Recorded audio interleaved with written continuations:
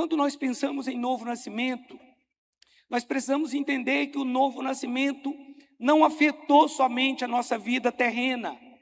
Mas quando nós falamos de novo nascimento, nós estamos falando de uma maneira diferente agora de agir. Porque nós nos transformamos no novo nascimento numa nova pessoa, em uma nova criatura. Então nós não podemos pensar apenas em coisas temporais. Porque antes do novo nascimento, nós estávamos perdidos, mas agora a Bíblia diz que nós fomos achados. Antes do novo nascimento, nós não tínhamos vida, mas agora nós temos. Aqui em Efésios capítulo 2, verso 1, diz assim: Ele vos deu vida, estando vós mortos nos vossos delitos e pecados. Então hoje, nós não estamos aqui para falar de coisas terrenas apenas. É claro que todas as áreas da nossa vida é afetada quando nós nascemos de novo. Mas o texto aqui diz: Ele vos deu vida, estando vós mortos. Então a nossa condição era de mortos. Nós estávamos mortos espiritualmente, obrigado.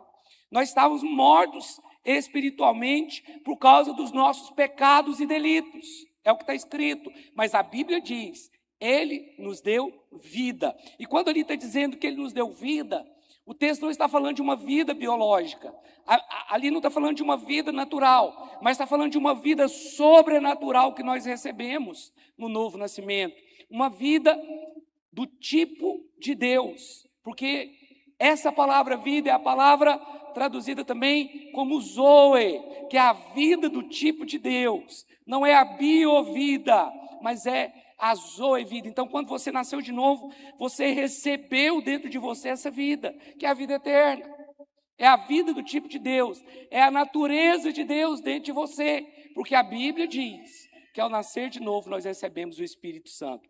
A Bíblia diz que Ele nos deu vida. Quando a Bíblia afirma que Ele nos deu vida, está falando de uma vida espiritual, mas está falando também de novidade de vida, de uma nova maneira de pensar, de agir, de falar. Tudo muda a partir do novo nascimento, porque nós nos tornamos nova criatura. Quem pode dizer amém? Você, ao nascer de novo, você foi inserido dentro de uma nova realidade. Por isso que tudo na nossa vida tem que mudar quando nós nascemos de novo. É fato que ninguém vai mudar instantaneamente todas as coisas. A vida cristã ela é um processo.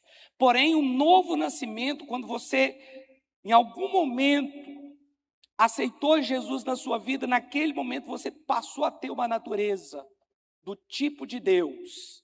Porém, a nossa transformação, ela depende do tempo e de alguns fatores, dos quais eu vou falar nessa manhã. Nós não podemos, agora, como seres espirituais, sermos guiados pelo nosso sentimento ou pela nossa carne. O grande problema de pessoas que erram nas suas decisões é que eles são muito carnais na hora de decidir. Eles são apenas naturais na sua decisão e acabam errando por isso, porque não consultam a Deus naquilo que tem que fazer, na decisão que tem que tomar. E aí, por ainda não entender as questões espirituais, eles erram. Uma vez que nós recebemos vida da parte de Deus, nós precisamos prosseguir em conhecer a vontade de Deus para nós. Posso ouvir um amém? Você precisa saber qual a vontade de Deus para nós. Mas como que eu vou descobrir isso, pastor? Lendo a Bíblia, meditando na palavra do Senhor. A Bíblia é o nosso manual do construtor, é a nossa regra de fé. É a Bíblia que vai mostrar o que você tem que fazer, não como algumas pessoas fazem, inclusive algumas igrejas, não sei se você sabe, eles têm meio que um espírito de adivinhação. Eles abrem a Bíblia em qualquer lugar, colocam o dedo e aquele versículo ali que vai determinar se ela tem que fazer isso ou aquilo. Não é assim que a Bíblia funciona. A Bíblia é um livro que você tem que meditar, você tem que fazer perguntas, você tem que pensar, você tem que olhar um texto, você tem que olhar o outro texto, você não pode criar uma doutrina em cima de um texto isolado. Então, não é simplesmente a bibliomancia, que você põe o dedo ali e aquele versículo vai falar o que você tem que fazer. Isso é perigoso, porque você, às vezes você coloca o dedo lá e que está falando do suicídio de Judas. Você pode entender que você tem que suicidar. Mas tem uma igreja, conheço uma igreja, uma denominação, que eles são assim. Para descobrir o que eles têm que fazer, o que não tem que fazer, sempre colocando o dedo lá. Mas não, a Bíblia é para você meditar, para você se alimentar. E não tenha pressa quando você estiver lendo a Bíblia. Quando você estiver lendo a Bíblia, foca naquele versículo, foca naquele capítulo, fica lá, deixa Deus falar com você ali, não tenha pressa de sair. Porque talvez você tenha pressa de sair dali porque você quer ter um grande conhecimento. Mas o que nós precisamos não é só do conhecimento também, mas nós precisamos ter revelação daquilo que nós estamos lendo. A palavra tem que saltar, a palavra tem que vir para dentro de nós quando nós estamos meditando na palavra. Quem pode dizer amém? Não é simplesmente ter um conhecimento. Meu irmão, deixa eu te falar uma coisa. Ter o conhecimento de que Deus existe não tem poder nenhum. A maioria das pessoas tem conhecimento que Deus existe. Agora, ter a revelação de quem Ele é, isso faz toda a diferença. Nós precisamos crer no poder do nosso Deus. Não só apenas conhecê-lo intelectualmente, como alguns conhecem. E a vida deles continua a mesma coisa. Nós vivemos pela fé, porque recebemos nova vida. Diga comigo, eu vivo pela fé, porque eu recebi uma nova vida. Então não seja guiado pelas emoções. Não, nós não somos guiados pela nossa vontade. Nós não somos guiados pelas nossas emoções. Emoções são enganosas. O seu coração pode te enganar. O diabo pode estar falando ao seu coração e você está pensando que aquilo vem de Deus. Cuidado, a palavra diz que enganoso é o coração mais do que todas as coisas. Mais do que todas as coisas. O meu coração está pedindo para eu fazer. Cuidado com essas coisas. Isso pode ser perigoso. É melhor você meditar na palavra de Deus. É melhor você ser guiado pelo Espírito. Amém? Sabe de uma coisa? Foi a fé que nos inseriu no reino de Deus, nessa salvação. Aqui em Hebreus capítulo 11, verso 6, diz assim: de fato, sem fé é impossível agradar a Deus, porquanto é necessário que aquele que se aproxima de Deus creia que Ele existe e que se torna galardoador dos que o buscam. Então aqui está dizendo que sem fé é impossível agradar a Deus. Nós somos chamados e convidados a viver pela fé. A fé tem que ser a sua marca. Porque a salvação é pela fé. A justiça de Cristo, a justificação é pela fé. As promessas de Deus para você, você vai alcançar pela fé. As promessas de Deus sobre a sua vida, elas não vão acontecer automaticamente.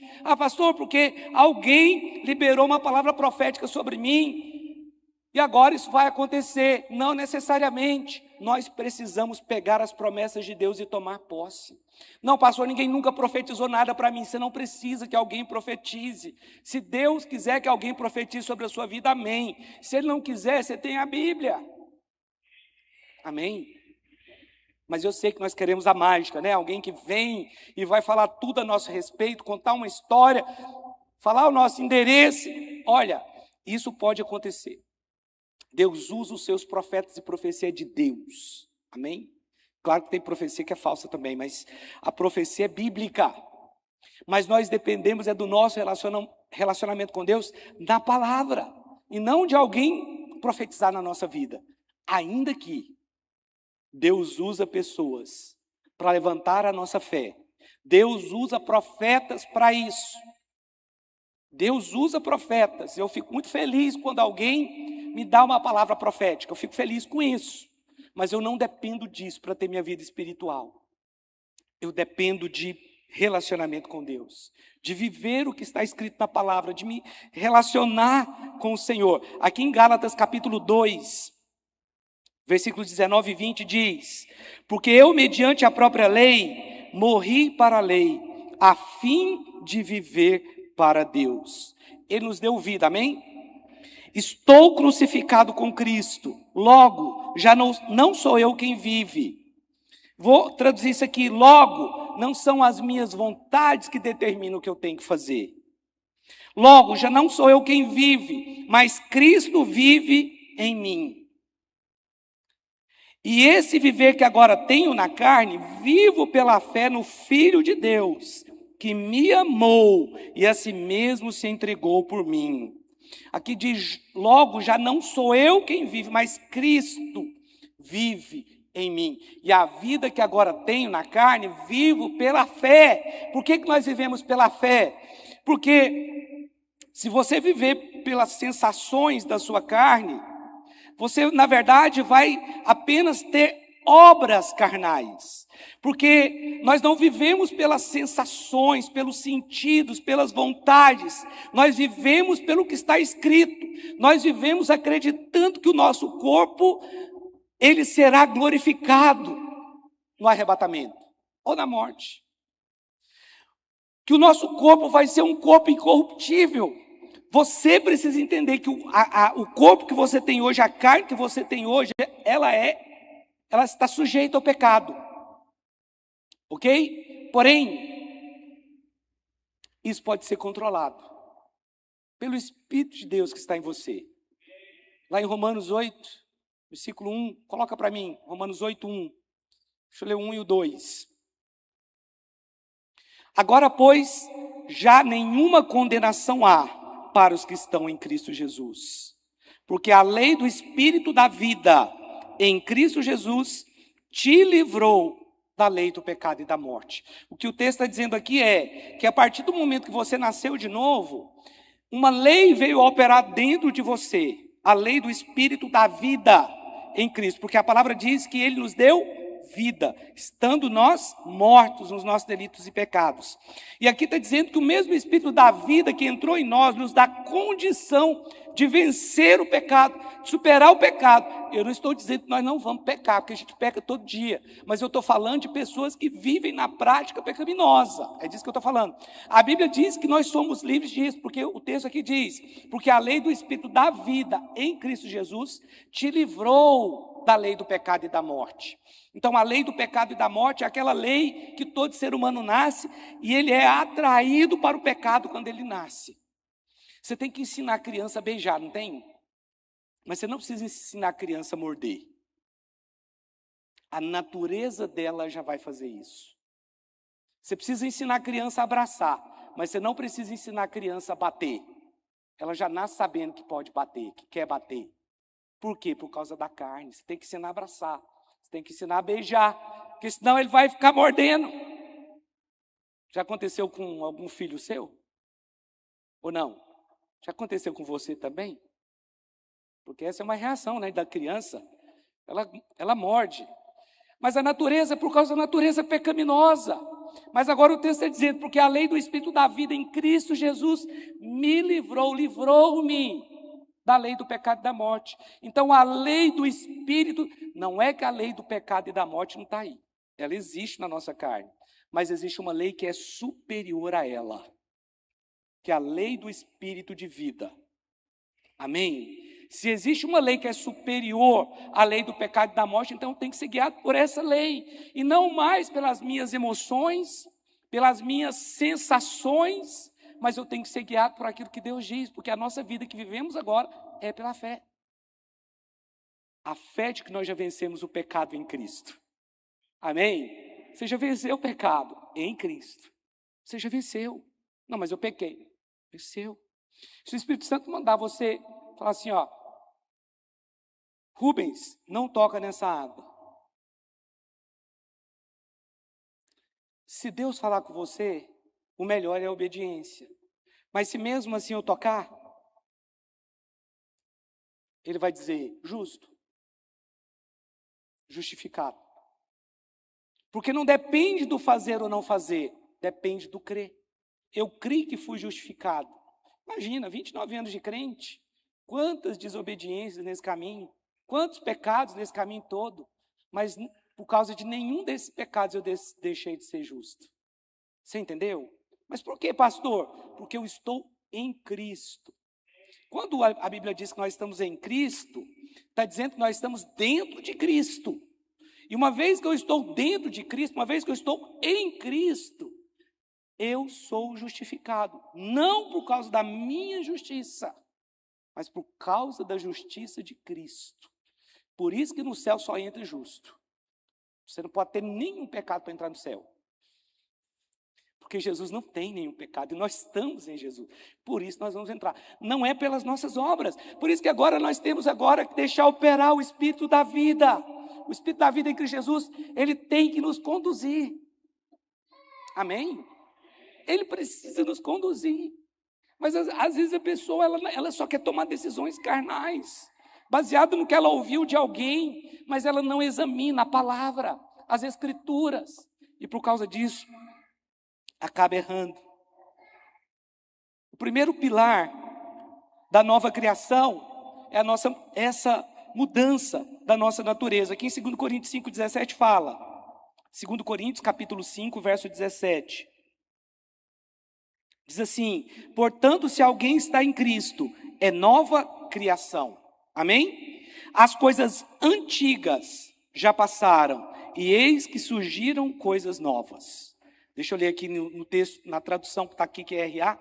E assim, se alguém está em Cristo, é nova criatura. As coisas antigas já passaram, e eis que se fizeram novas.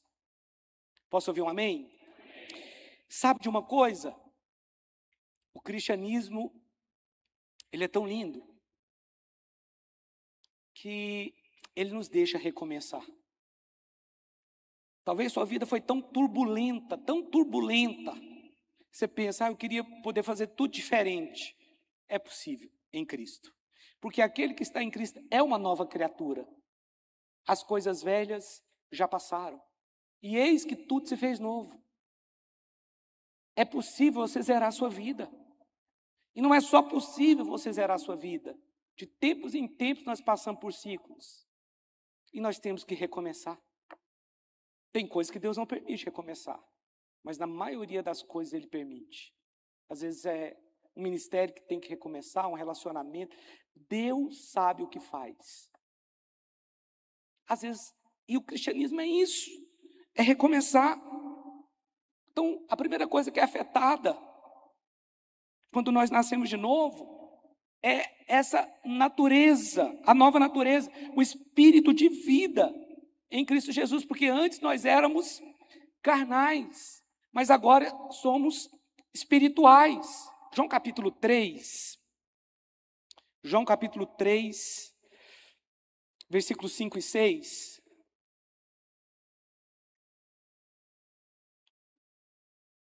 Diz assim: respondeu Jesus, em verdade te digo, quem não nascer da água e do Espírito, não pode entrar no reino de Deus.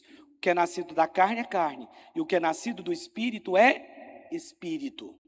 Aqui você vê que Jesus faz uma separação.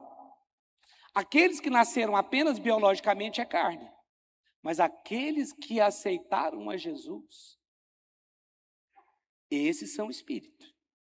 O que significa que nós não somos guiados pela carne mais. E que nós não temos hoje uma natureza terrena que dita as regras. Ainda que você tenha ainda uma natureza terrena. Mas ela não pode ditar as regras. Jesus disse, o que é nascido da carne é carne. O que é nascido do Espírito é Espírito. Então, a partir do momento que você nasceu de novo, você é um ser espiritual. Você recebeu uma nova vida. E essa nova vida é tão poderosa, Mas, irmãos, como tem crentes que não tem revelação disso, meu Deus. Que não tem revelação do poder que está dentro dele. Porque a palavra diz que aquele que crê em Cristo, como diz as Escrituras, do seu interior fluirão rios de água viva. Pessoas serão tocadas por esse rio de água viva que jorra através de você, serão curadas, elas serão libertas, elas serão salvas, mas esse rio tem que fluir, você tem que deixar esse rio fluir. Olha, há um poder tão grande dentro de você para você realizar coisas extraordinárias. Mas muitas pessoas elas acabam parando no caminho porque às vezes elas se deparam com uma necessidade que ela tem na vida pessoal dela, e aí ela começa então a duvidar de todas as promessas de Deus, ou começa a duvidar da palavra. Meu irmão, quando você nasce de novo, Você é invadido pelo céu. Você passa a ter uma autoridade muito grande, sabe? Irmãos, hoje você tem poder para curar enfermos, no nome de Jesus. Você tem poder para expulsar demônios, no nome de Jesus. Porque você tem uma nova natureza. Há um poder muito grande dentro de você. A palavra diz que antes nós estávamos mortos, mas agora nós estamos vivos. Olha o que diz aqui em Colossenses capítulo 2, verso 13. Deixa eu ler o 13 e o 14, diz assim: a vós outros que estáveis mortos pelas vossas transgressões e pela incircuncisão da vossa carne, vos deu vida juntamente com ele, perdoando todos os nossos delitos. Quantos? Mas e aqueles pecados cabeludos? Será que está incluso aqui também? Será que ele incluiu aqui ou não? Está aqui. Verso 14. Tendo cancelado o escrito de dívida que era contra nós, e que constava de ordenanças, o qual nos era prejudicial, removeu inteiramente, encravando na cruz. O texto aqui está dizendo que Jesus, ele pegou o nosso escrito de dívida, que trazia condenação sobre nós, ele pegou a nota promissória da nossa dívida, cravou na cruz e riscou aquele escrito de dívida. Irmãos, isso é fantástico, isso é sensacional. Cristo pegou o seu escrito de dívida e cravou na cruz. Agora, ele fez isso por todo ser humano? Sim, mas somente aqueles que têm fé vão se apropriar desse benefício. O benefício da nova natureza, o benefício de ter sua vida zerada, de ter sido no passado morto espiritualmente, mas agora vivo, pelo poder do Espírito Santo que habita em você. Sabe, antes, a Bíblia diz que nós éramos escravos, mas agora nós somos filhos, essa é a nossa condição. A partir do momento que você nasceu de novo, o escrito de dívida foi pago. Foi pago. Pastor, mas essa pregação é a pregação da igreja da porta larga, da hiper super graça. Isso é o evangelho.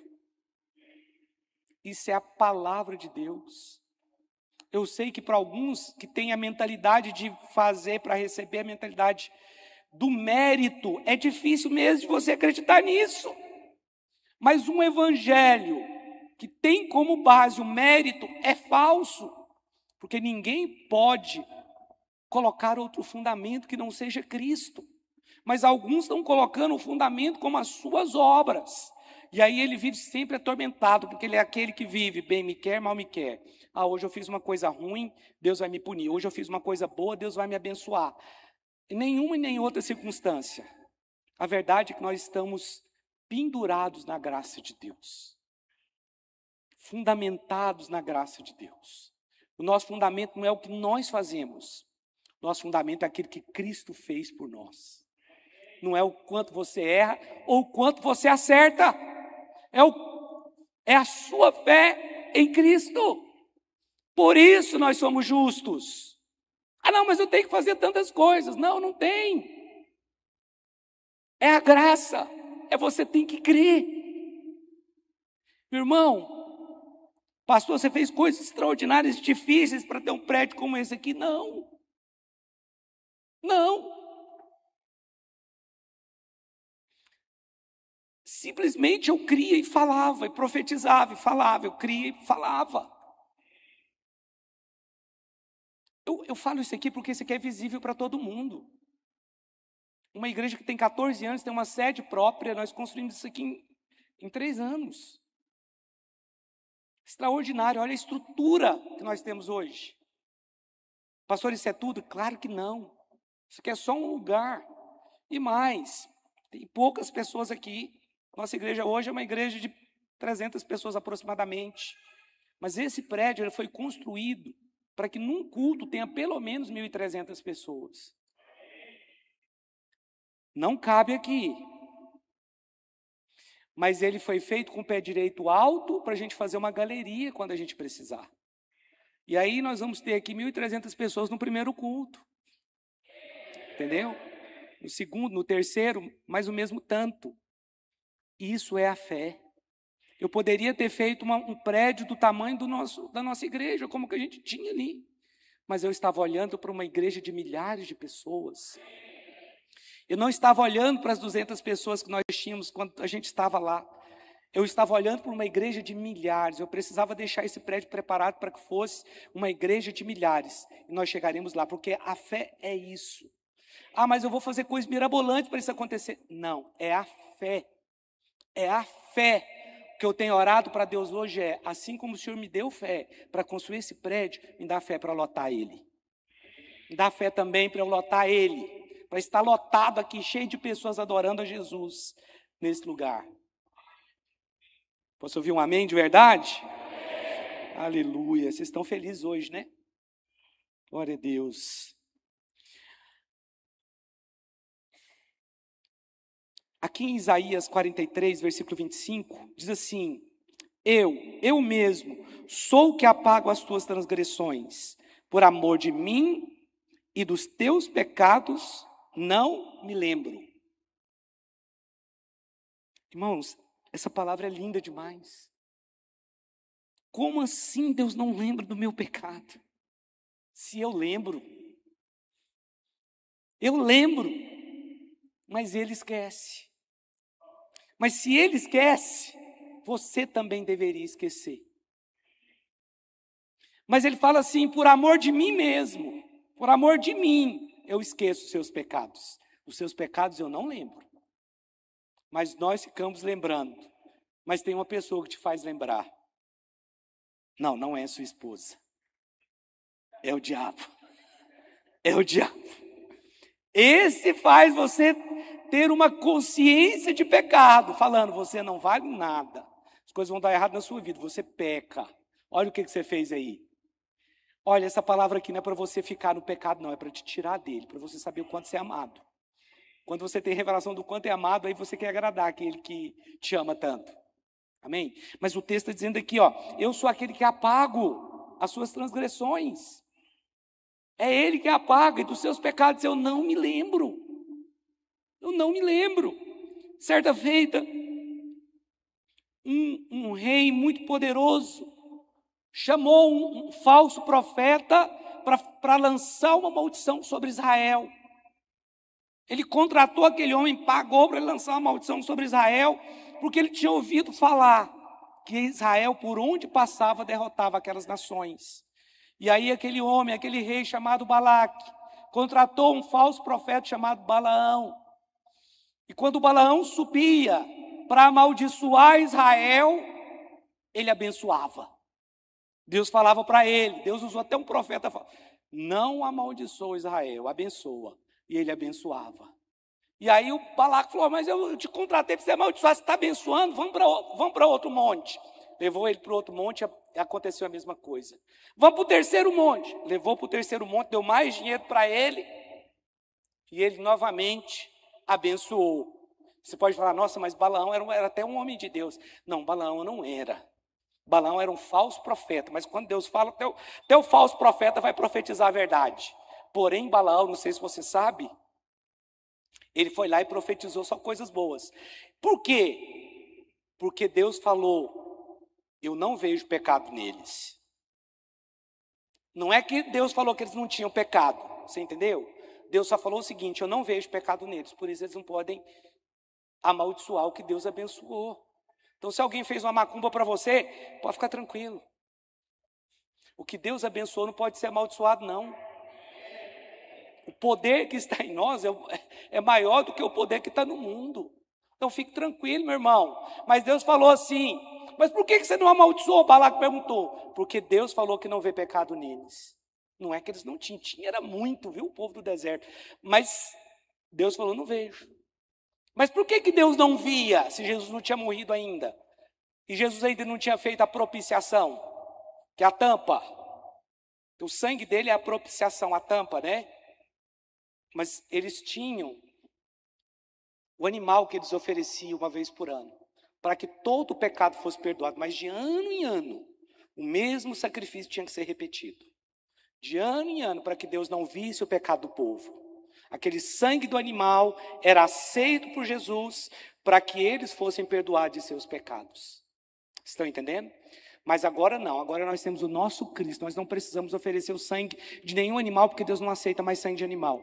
Ele aceitou o sangue do Filho. E ao nascer de novo, o novo nascimento nada mais é do que você aceitar que o sangue do Filho fez cobertura sobre a sua vida. Nosso Deus é bom.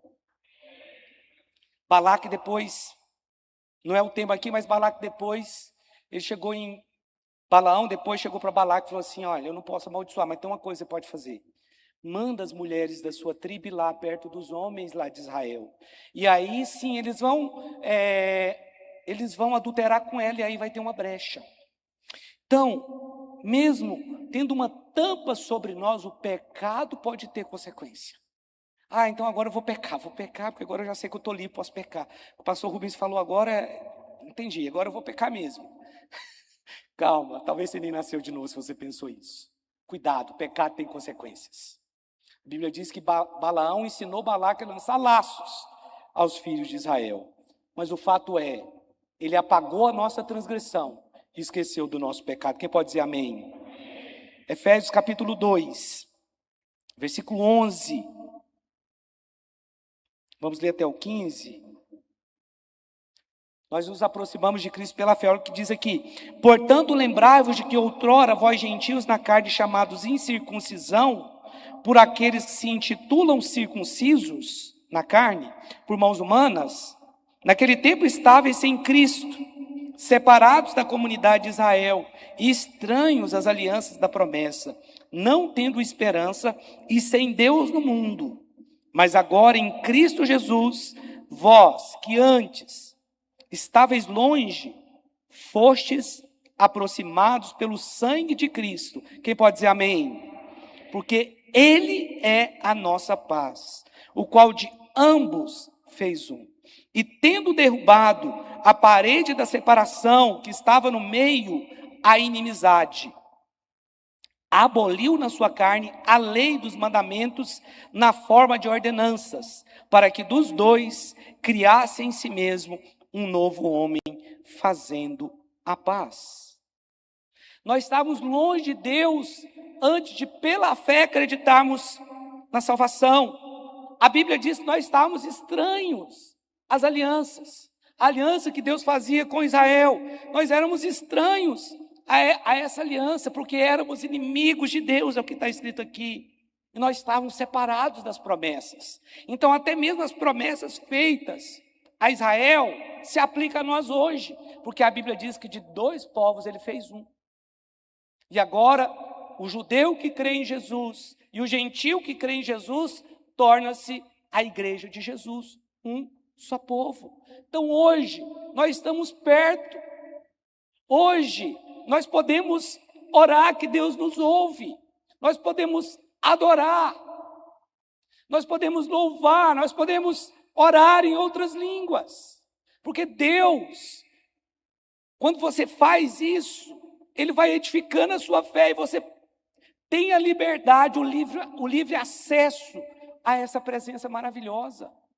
Por isso que agora diz que nós estamos próximos. Nós estávamos longe, mas Ele nos aproximou. O coração de Deus sempre foi se aproximar de você. Sempre. O que Deus sempre quis, nunca foi uma religião. Ele quis relacionamento. Por isso que nós somos atraídos, na medida que você tem revelação da bondade, na medida que você tem revelação da graça, na medida que você tem revelação do quanto você é amado, você vai se aproximando. Sim ou não? O segundo pilar da nova criação está fundamentado no nosso relacionamento com Deus. Olha o que diz aqui, 2 Coríntios capítulo 5, verso 7. Diz assim, visto que andamos por fé e não pelo que vemos. Então, isso significa que agora o nosso estilo de vida mudou. Nós antes éramos escravos. E como tal, nós éramos guiados pelo medo. Nós obedecíamos por causa do medo do nosso Senhor. Mas agora não. Agora nós fomos vivificados. Agora nós nos tornamos filhos. A base do nosso relacionamento com o nosso Senhor hoje mudou. Porque nós entendemos que fomos amados. Antes escravos, agora filhos. Escravos não têm liberdade. Escravos trabalham para comer. Filhos herdam herança. Você é filho. E agora, como filho, com a mesma natureza, você pode se relacionar com Deus. Antes, a Bíblia diz que nós tínhamos uma natureza que era uma natureza opositora, ou oposta à natureza de Deus. Por causa disso, nós estávamos separados das alianças, das promessas. Por causa disso, nós não tínhamos acesso à presença de Deus. Porque para ter acesso à presença de Deus, você precisa ter uma marca. E essa marca é o sangue de Cristo. Amém? Então, para você se relacionar com Deus, primeiro você tem que receber a Cristo pela fé. E aí você, através do sangue de Jesus que foi derramado, você tem acesso à presença de Deus. O ímpio não tem esse acesso. Ainda que Deus possa ouvir a oração de alguns ímpios. Mas o ímpio não tem condição de ter um relacionamento com Deus, porque eles não têm a mesma natureza. Por mais que você talvez tenha na sua casa um porco de estimação, tem pessoas que têm, né? Aqui eu acho que ninguém, mas eu sei que tem pessoas que têm. Você nunca vai poder ter um relacionamento verdadeiro com esse porco, porque você nem pode convidar ele para assistir jogo, a menos que seja o Palmeiras, né? Que é o símbolo do Palmeiras. Mas ele não vai entender, você vai falar, ele não vai entender o que você está falando. Ele não vai compreender, porque ele tem uma natureza animal. É diferente de você. Então são naturezas diferentes. Nós tínhamos uma natureza diferente, mas agora pela fé nós somos aproximados. Agora nós temos a mesma natureza. Por isso, um dos pilares da nova criação é o relacionamento. Você precisa ter relacionamento com Deus. Irmãos, nós precisamos ter relacionamento pessoal com Deus. Quando eu falo relacionamento com Deus, talvez você está entendendo, vir no culto. Vir no culto é parte disso, mas eu estou falando de intimidade com Deus, de você orar, de você chorar na presença de Deus, de você ter um relacionamento de pai para filho, de filho para pai. Nós precisamos disso. Nós precisamos disso, porque isso vai fortalecer a nossa fé. Na medida que você adora, a sua fé é fortalecida. Meu irmão, a fé, ela é como um músculo, você tem que estimular. Então você faz isso quando você prega a palavra para alguém, você faz o que está escrito na Bíblia, mas é principalmente quando você se relaciona com Deus, que a sua fé vai sendo edificada. Porque no seu relacionamento com Deus, Deus vai falar com você. Quando você começar a meditar na palavra, você começar a adorar, você começar a louvar, você vai ver que a sua fé vai ser edificada. Quando você orar em outras línguas também, a sua fé vai sendo edificada. E a sua fé edificada, irmãos, torna você uma pessoa poderosa para fazer coisas extraordinárias nessa terra. O problema é que muitos crentes, eles não estão edificando a sua fé. Muito pelo contrário, eles ficam ouvindo o conselho do ímpio. Eles ficam sempre próximos, perto de pessoas que não edificam, ou de situações embaraçosas.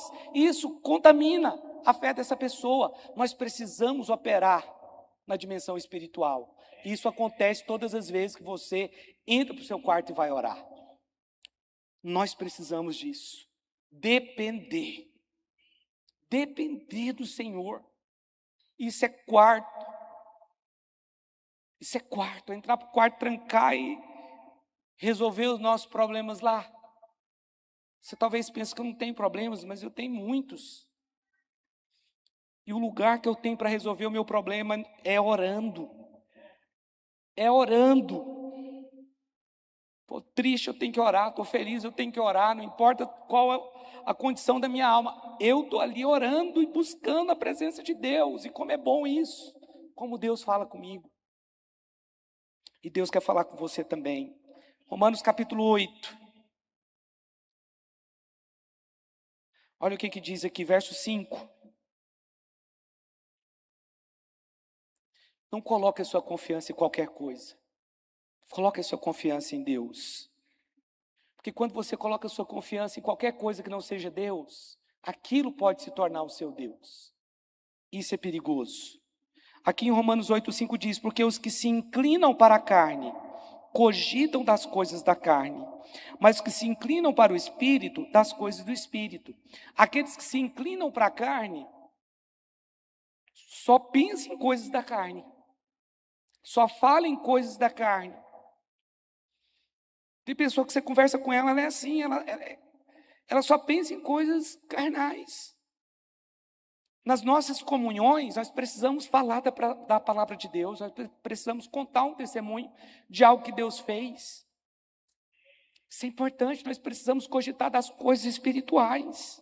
Porque aqui diz: porque o pendor da carne dá para a morte, mas o do Espírito para a vida e paz. Por isso, o pendor da carne é inimizade contra Deus, pois não está sujeito à lei de Deus, nem mesmo pode estar. Portanto, os que estão na carne não podem agradar a Deus. Vós, porém, não estáis na carne, mas no Espírito, se de fato o Espírito de Deus habita em vós. E se alguém não tem o Espírito de Cristo, esse tal não é dele. Se, porém, Cristo está em vós, o corpo, na verdade, está morto por causa do pecado, mas o Espírito é vida por causa da justiça. Então, nós vivemos pela fé e não pelas inclinações da carne. E aqui, quando eu falo de inclinações da carne, eu não estou falando de coisas necessariamente pecaminosas. Porque às vezes nós ficamos tão naturais que a nossa vida, o nosso foco da nossa vida passa a ser a nossa profissão. Não, você veio a essa terra com um propósito espiritual e eterno. Talvez a sua profissão faça parte disso, mas você precisa colocar a sua profissão na posição certa. O centro tem que ser Cristo. Talvez o centro para você é a sua profissão, ou talvez o seu relacionamento, ou talvez um esporte que você gosta. Nada de errado em gostar de esportes, nada de errado em ser casado, nada de errado em ter uma profissão, mas o centro tem que ser Cristo. Quando o centro é Cristo, todas as outras coisas vão entrar em ordem. Repita comigo: quando o centro é Cristo, todas as outras coisas vão entrar em ordem.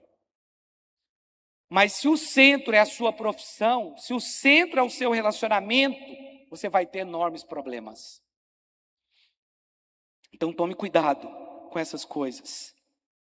Terceiro lugar, eu vou acelerar aqui para a gente terminar no horário, amém, meus irmãos? O terceiro pilar da nova criação é a renovação da nossa mente. Romanos capítulo 12, versículo 1 e 2.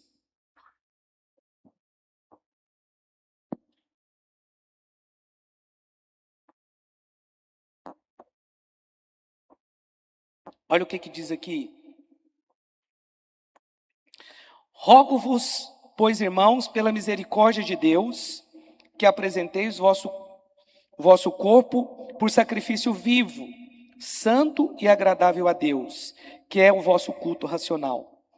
E não vos conformeis com este século, mas transformai-vos pela renovação da vossa mente, para que experimenteis qual seja a boa, agradável e perfeita vontade de Deus. Então, ao nascer de novo, nós recebemos uma nova condição, a condição de pensar como Deus pensa. Isso é a renovação da nossa mente, a transformação da nossa mente. Mas a Bíblia diz aqui que para experimentarmos a boa, a agradável, a perfeita vontade de Deus, nós precisamos ter uma mente transformada.